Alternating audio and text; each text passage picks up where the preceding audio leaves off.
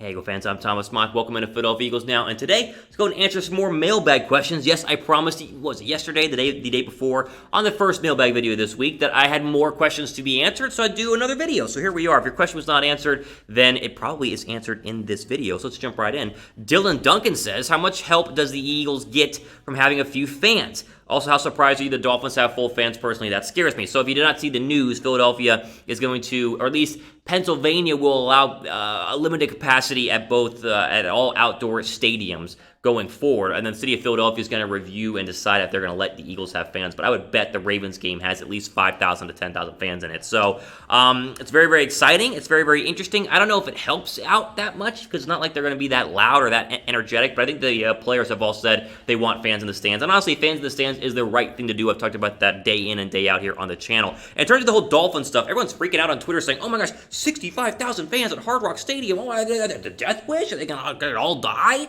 Well, just because they're allowing, the state of Florida is going to allow fans to be in Miami does not mean they're actually going to have 65,000 people at Hard Rock. Yahoo Sports says this.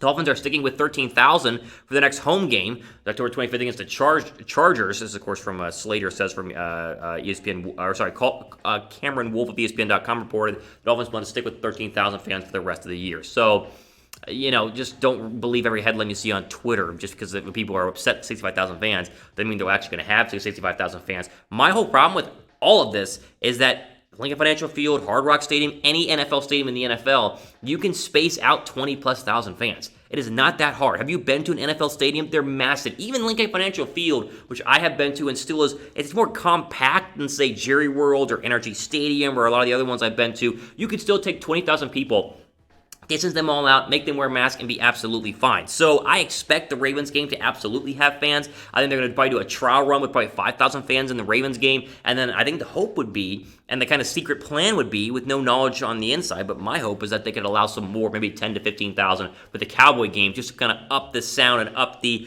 heckling a little bit more like you would expect whenever you travel to Philadelphia as a Dallas Cowboy player on a big Sunday night game there in Week 8. So again, the fan stuff, you read on Twitter, it's like people are signing their death wish. They're not. And there's been very, very, I don't know if there's even been a positive case after all the Jaguars have had fans and the Cowboys have had fans. I mean, they wear masks, they distance. That's what we're told to do. And you can do that in big stadiums, so I wouldn't worry about it too much. Would you go, right, if someone came to you and said, hey, Thomas, here, hey, whatever your name is, here's a ticket, week, was it 6, Baltimore, Philadelphia, in Philadelphia, you got to wear a mask and distance. So you feel comfortable, would you go?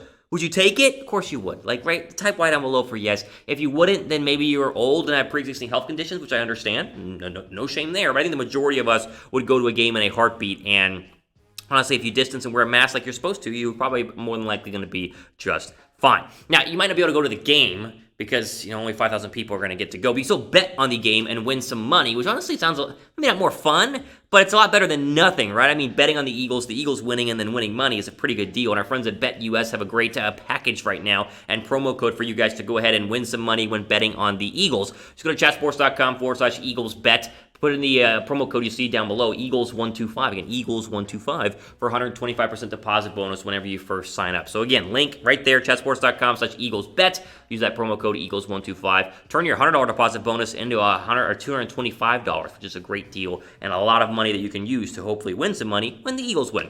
James says, I think Jalen Mills will stay at corner and Kayvon Wallace will earn the starting safety spot. I thought about this because, first off, Mills was fantastic on Sunday. Now, I know that the 49 receivers aren't great. I mean, Debo's coming back from injury. Ayuk is kind of still a rookie, but Mills is great at corner. He's been a corner his entire NFL career, so it wouldn't surprise me. But really, the big news was that Kayvon Wallace played well. And I know that Kittle kind of had his way with him a couple of times, but Kayvon Wallace was fantastic on Sunday. Schwartz was asked about Jalen Mills the other day and said this, quote, "We'll see. We'll do what we think is best each week, depending on who we have available to the game." I thought, moving back to quarterback was a really unselfish thing for him to do. So Mills, again, turns out the 6th-round draft pick at LSU has been an absolute, a godsend for Philadelphia. Great in the Super Bowl and has been really good during his entire career. Despite not being a shutdown cornerback, has still been a great DB for Philadelphia. He's been a sure tackler at safety, and I think you'd like to leave him there. But if Avonte Maddox and Cre'Von LeBlanc and Craig James continue to get banged up in the secondary, then sure, I'd rather play Mills at corner and then go ahead and put Kayvon Wallace at safety. I have no issues with that. I think a big bright spot on Sunday's win is that the young guys like Mailata, young guys like Kayvon Walls came in and played very, very well in a game that you wouldn't really demand excellence from Walls in his first start at safety, but he played well enough, and that's kind of the Clemson way and why they wanted to get a guy like him in the 4th round. Samuel says, do you see any trades happening in the next few weeks? No, I don't see any trades happening. I mean, what are you going to trade for? There just isn't anything. If they want to make a trade, they would do it. What you have on your roster is what you're going to get, at least for the next couple of weeks. Maybe the deadline, someone becomes available, but right now, no, I don't see it.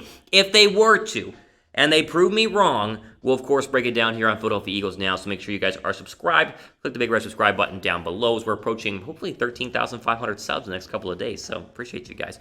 Dig says, when do you think Alshon and DeSean Jackson will return? There we go. This is a solid question. So, as of filming this video, it's not been officially announced if both Jackson and Jeffery will play. Again, if you watch this like Sunday morning, you'll probably have an official like, hey, this guy's in, this guy's out. So don't quote me on this. But it looked good the past couple of practices in terms of the odds of Jeffery and Jackson both playing. So here is your list of injuries from the other day of Eagles who did not practice. So TJ Edwards, obviously hamstring. He is going to be done for the next couple of years. Ruby Ford, Lane Johnson, Devontae Maddox, and Rodney McLeod. McLeod is kind of this pop-up hamstring thing. We'll keep an eye on him going into Sunday. Looks like Maddox is going to be out this week. I think Johnson probably is going to play, but he was still out getting rest for that ankle. That will bug him the entire year. But the good news is your limited participants, a.k.a. Marcus Epps, DeSean Jackson, Alshon Jeffery, and Nate Erbig, are all more than likely to play on Sunday. So let me just say that again. Jeffery returned to the practice field last week. They said he wasn't ready to go on Sunday against the 49ers, but I would think he's going to play on Sunday. The same with DeSean Jackson. DeSean Jackson was out for catching balls and fielding punts the other day at Eagles practice. I think both are going to have a really good shot at going. Now, again, there are still plenty of hurdles to go through, and Sunday morning you might see on your fantasy football team, oh, Jeffrey's not going to play. Thomas Mott lied to me. No, I didn't say he's going to. I just think that the cards are lining up that these guys are probably going to play on Sunday. If they don't play on Sunday, I think you can almost guarantee it, again, in the Ravens at home, that Jackson Jeffery should be good to go. But both of them on the football field, healthy, would be huge for Philadelphia. I mean, massive. Healthy is a key there, though. Very, very important. Who do you miss the most, Jeffery or Jackson? I miss Jackson more, but at the same time, Jeffrey's been more productive when he's actually been healthy. And I know Alshon Jeffery, the whole drama last year, but still, Jeffrey's been a favorite target of Carson Wentz when healthy. And I think getting him on the football field a lot more important right now than DeSean Jackson, because DeSean Jackson has shown he is just not the number one deep threat that we all want him to be. At least he hasn't been the first 4 games of this year. So maybe he'll come back and be better. But right now, it's been rough for DeSean Jackson. But both being back is a plus. Don't get me wrong. We'll do one more here. I think we got time for one more. David says, who do you think will be the most healthy or have the most yards for the season? The wide receivers, the tight ends, or Miles Sanders because he looks good last week?